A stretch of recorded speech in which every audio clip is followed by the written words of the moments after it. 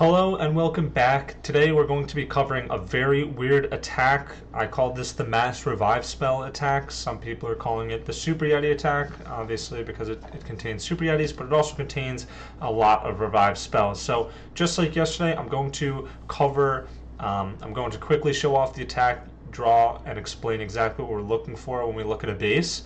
What we're going to do is we're going to cover this attack with a deep explanation. We're going to do it once live, and then I'm going to cover one of my war attacks. For my war attack, I did use the furnace attack, so that's going to be different, but we're going to do another draw up. I want to help people kind of understand that attack. It was on a pretty easy base, though. But for now, we'll just start with this attack, and we'll explain what's happening. So this attack, I would like to hopefully execute it better in my live attack, but from what I'm getting from my attacks that I have done with this attack, it doesn't seem that strong. It is, as you can see here, going to 3-star this maxed out 17, and even if it was supercharged, I don't think it would have a problem 3-starring this base, but there still might be better options. But for bases that are tight and compact like this, that aren't as segmented, it's honestly a very strong attack. So what it's going to look like here, I see with this base is just like every other base, we need to start by setting up a funnel. So what I saw with this base when I first looked at it was we just need to eliminate a corner. The corner that we eliminate doesn't really matter, but we do want to get everything into the core. So the corner that I saw for this attack was right here, so we could take out this corner. So we're going to start off with a Warden Walk with 2 furnaces. The idea is we would do 1 furnace over here and 1 furnace over here, and that's going to help take out these trash buildings and take out these trash buildings and send our warden through the middle. Now the idea is we either want to pick, this side or this side, and the warden's going to take out this segment, but then we don't want him to keep going this way. We then want him to pick a path either down this way or down this way, which again we can do by either placing him on this side or this side instead of directly in the corner. So let's remove everything quickly.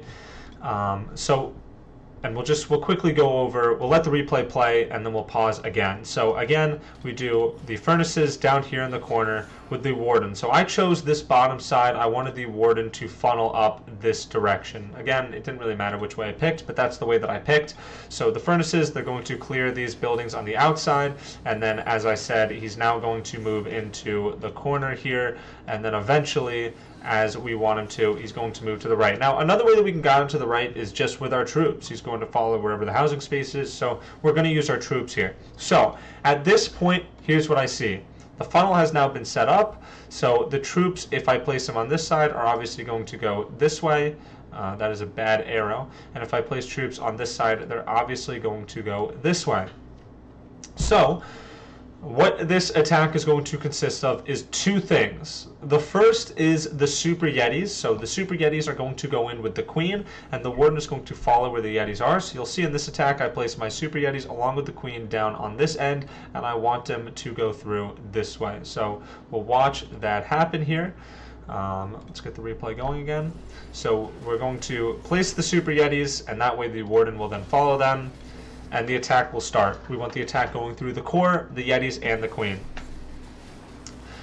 Okay, so that's what the Yetis and the Queen are going to do. Let's talk about the Mass Revive portion of this. You're going to see that I do this horribly wrong. You can execute this better, and this attack will look even better. I mean, this base is crushed, and it wasn't great execution.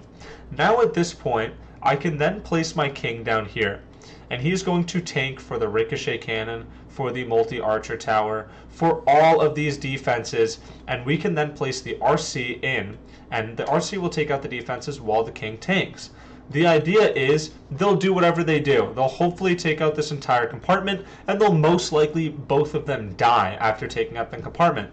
Not a problem, as we have 4 revive spells. So that's when you would use the revive spells, and then they would then move on into this compartment. You would revive the King first, by the way. The idea is the King would get revived, he would continue to go along the outside, eventually get here, and he'll start tanking for the Expo, for the ricochet, the scatter shot, and that's when you would then revive the RC. The RC would then continue to take out more defenses while the King tanks. So the RC and King are doing their thing while the Super Yetis, Warden, and Queen does their thing. So let's watch the rest of this attack unfold here.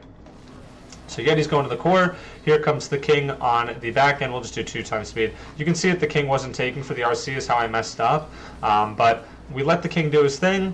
He goes around, and then we will revive the RC again. The RC will then join again. And the idea here is if the queen dies, we can revive her. If our king dies, we can revive him. We have 3 more revive spells. So even though the army went down, we're just using, we don't have the Eternal Tome or anything, so their whole job is to get the core down. Once the core is down, they can die, which they did exactly that. They took down the core, and they died. We still have our 4 heroes and 3 more revive spells. So at this point, we just continue to revive our heroes. If they go down, you'll see the RC goes down again here, and I'm just going to revive her. And the base is crushed. So let's quickly go over the army, and then let's jump into a live attack here. Okay, so here's what the army looks like. This isn't exactly what it's going to look like. I made some adjustments just based off of what I have. Again, I always mention this, but you're going to have the extra 20 housing space. I always say that with the 20 housing space that the Apprentice Warden is a really good filler for that. But for this, you can make some adjustments. You can remove like... you can add another baby dragon or just add some things to funnel, but I would just add an Apprentice Warden and just and send it in with the attack. The reason why I would do that is because for this attack, I didn't do it perfect, or I didn't do it the way that it's suggested. Is you're supposed to run the Rage gem along with the Life gem.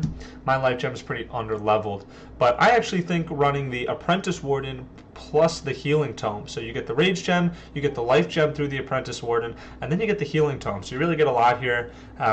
But this is what the attack's going to look like. The RC, she has the Rocket Spear. I didn't really do that properly in the attack either. You would place her early, do the Rocket Spear, and then place the King. Here are the King abilities. Obviously the Queen, we just want it to be as spammy as possible. The Giant, the Mirrors. So we have 4 Yetis, 5 Healers, 4 Balloons, 2 of the Furnaces. That's kind of what's important. Everything else not as important. The Wall Breakers are important. The Ice Golem is a little important, not too important. You can see mine's level 3, so it can't be that important. Then we have 4 of these revive spells, a freeze, and a jump. The jump is to get everything in. So obviously the Wall Breaker is to get everything through the, the first layer, the jump spell to get everything into the core, and then we have a Rage, 3 Ice Golems. These Ice Golems and the Troop Launcher will join the Queen and the Yetis, and then the Rage is for the Warden Walk at the beginning. So yeah, this is what the attack's going to look like. So let's pull it off in a live attack, and then we'll go over that war attack. This space, okay, so we're going to start from the corner on this space. The Invis spell is probably going to, I was going to say probably going to activate, but I think we'll start from this corner, actually, to just make that not an issue. So let's go the Warden slightly to the right. And he's going to go towards, I was going to say the Blacksmith, but he's just not going to do that. Okay, so go towards that Blacksmith. We want to take out this segment right here, and then we'll send everything through the middle. And what we're going to do is we're going to use King ability early. So you're going to see what's happening here. Get our Warden in there. Hopefully the Sneezy, the Fire Mites and whatnot can keep him protected from that Inferno Tower. But most likely not going to happen, yeah. We're going to have to freeze.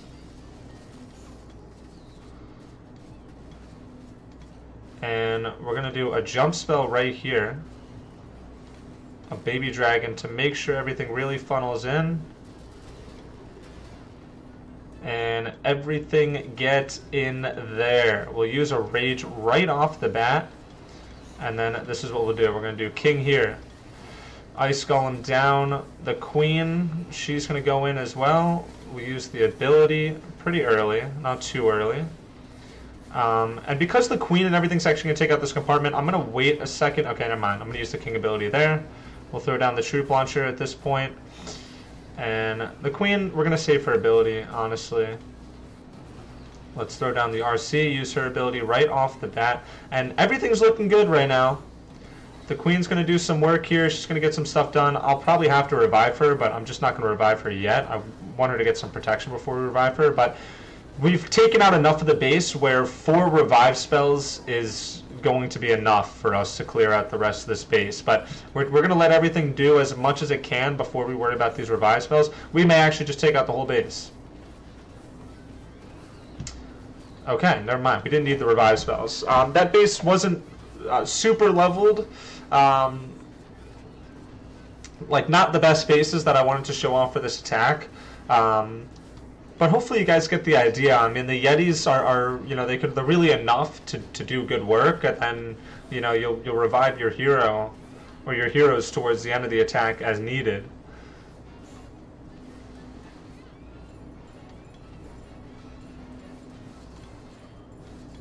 And there we go. We'll even throw down our balloons, our goblin guys. Let's just throw down everything. Absolutely spam and overwhelm. Okay. So, there you go. That was it live. Again, not the best base. I'll definitely showcase this attack again. Probably not in the next video, but I definitely want to showcase it off slightly better. However, before we end this video, I would like to cover a quick replay from one of my war attacks. The thing is, I attacked number 2 and number 4. Number 2 and number 4 had the same base layout. I actually think 4, I'm going to show off 4 because I don't know why he's lower, honestly. His buildings were supercharged. I think the only reason why is maybe his walls were under leveled. But the buildings on this one were supercharged. So it was the same layout, just unsupercharged number 2, and this guy with supercharged, but you can see like his mines and stuff are also under leveled.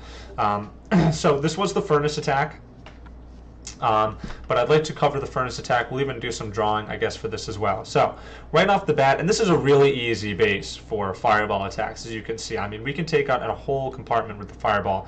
And this is the one that, I'll tell you when I look at this base, like, where do I want to fireball? I look for where the clan castle is, because the clan castle, especially in war attacks, is the most obnoxious part. So why not just not have to deal with it with the fireball? Now, I didn't do a great job. I pulled out the CC troops before fireballing, and that was on me. I even messed up my RC charge, you'll see. But we'll talk about what it should look like. So I see that we can do an RC charge here. We only need 1 invis. The aura will take out these 4 buildings, and then she'll be able to take out the mortar, and we can pull her. And that's enough of a funnel to send us this way and to send us this way. So what we do is we do the little funnel at the beginning. I don't take out the mortars, how I messed up. I thought I was placing an invis, and it was really a recall spell. You can see that that was like the first thing that I placed. I was going to place an invis, and it was a recall. It is what it is. So I ended up having to invis the mortar. I probably didn't have to do that. But here's what we're looking to do. Again, try to get as much fireball value as possible. And because it's segmented like this, it's a pretty easy base. I try to remove that mortar as well with the furnace before doing this. But here's what happens. So the 3 invis, we fireball, we earthquake, and that whole segment is completely wiped, not a problem. So now we still have 1 segment, 2, 3 segments. 1 segment we obviously have our hero dive for, and the other segment we have the RC for, and then the idea is for everything to converge at the end. So here's what happens. I have the warden, I do a poison spell. I do my hero dive in this segment, because this is, I think where the monolith is going to be easiest for the RC is what I noticed, especially because there's no invis tower. So it was skeleton spell in the monolith with the RC, but here's what it is. We did the queen, we do the king up here, everything into this core, and take out this segment. We want the warden, we want the queen, we want the RC to all meet at the town hall to just take out this last segment. You'll see exactly how this goes down. Queen ability, we're going to use the king ability to help get him inside here. And this segment has no chance against the king and queen. We're going to do the RC on the bottom end in a second here, any second. So there goes 2 furnaces. We do 2 furnaces in this corner to help out with some trash buildings. Again, we still had like a lot of furnaces left. We even have another 2 here. So RC goes down. She, along with the skeleton spell as well to distract the monolith, but she alongside the phoenix is not going to have a problem dealing with this compartment. You'll see that this compartment is completely crushed. She takes out the monolith. She's still not targeted. We still have the king, we have the queen, and just fire mites all over the base. I mean, that's another important aspect of this. These fire mites do so much for us. We're coming into this last segment, and we honestly have enough furnaces on the map to finish up the base. Like, the heroes don't even matter, but the heroes are just going to make this even easier, more crushed. We go into this last segment, and again, a maxed out 17 with supercharged buildings. No problem for this attack. Fireball is really fun to use, and the furnaces are really fun to use, but completely crushed. And I definitely recommend trying out the Furnace attack. I'm really going to be showing off this attack a lot in the coming videos because this is probably my favorite attack. There's still a few, like 2 more attacks that I'd like to cover, so I'll probably cover those, and I'll probably be doing the Furnace attack, honestly, for my war attacks. Maybe we'll cover a Furnace war attack every other video just because, you know, war is only going to happen every other day. But yeah, there you go. I hope you enjoyed watching today's video. Bit of a weird, interesting attack with the revive spells. Not the strongest attack, I will admittedly say, but it will do the job. It will 3-star a supercharged 17 if done properly. So yeah, thank you guys for watching today's video. We'll be back again tomorrow for another video.